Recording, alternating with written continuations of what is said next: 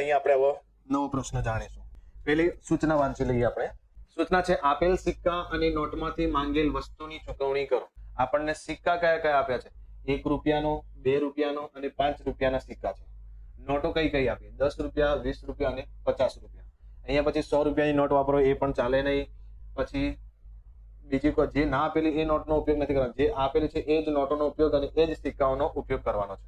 અહીંયા જો 10 રૂપિયાનો સિક્કો અત્યારે ચાલે છે પણ નથી લખ્યો તો એનો ઉપયોગ કરવાનો નથી. તો જુઓ 22 રૂપિયાની મારે ઢીંગલી લેવી હોય તો આમાંથી કયો સિક્કો અને કઈ નોટનો ઉપયોગ કરીશ તો મારા 22 રૂપિયા પૂરા થશે. એક લઈ લઈશ હું 20 રૂપિયાની નોટ, અહીંયા લખી દઈશ 20 રૂપિયા, બરાબર. અહીંયા લખી દઈશ નોટ, બરાબર.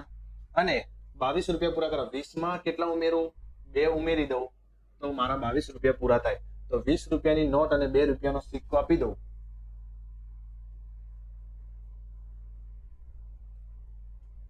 એટલે મારી પાસે કેટલા રૂપિયા પૂરા થાય? 22 રૂપિયા થઈ જાય, બરાબર. 20 રૂપિયાની નોટ અને 2 રૂપિયાનો સિક્કો એટલે 22 રૂપિયા પૂરા,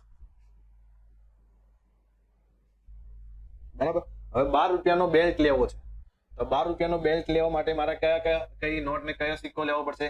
તો 10 રૂપિયાની નોટ, 10 રૂપિયાની નોટ અને હવે 10 રૂપિયામાં કેટલા રૂપિયા ઉમેરવાના રહી ગયા? તો 2 રૂપિયા. તો ફરીથી 2 રૂપિયાનો સિક્કો લઈ લઈશું,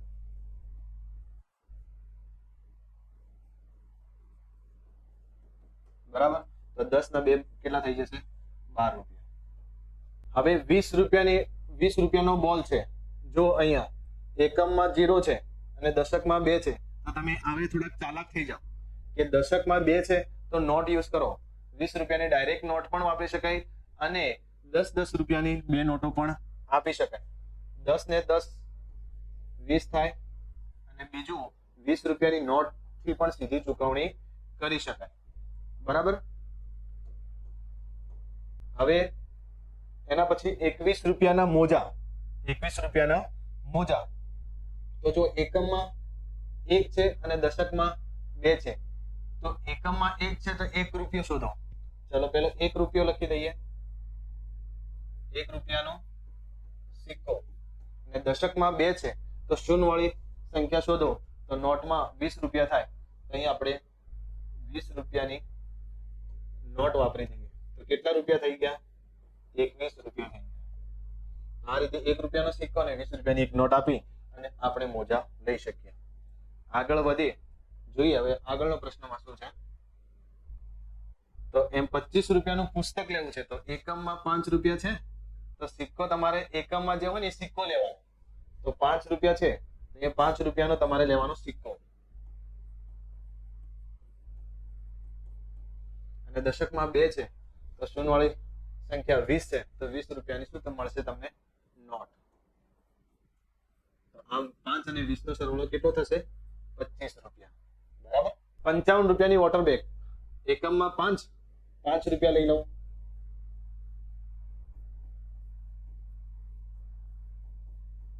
અને અહીંયા 5 દશકમાં તો 5 દશકમાં 5 દશકા હોય એવું 50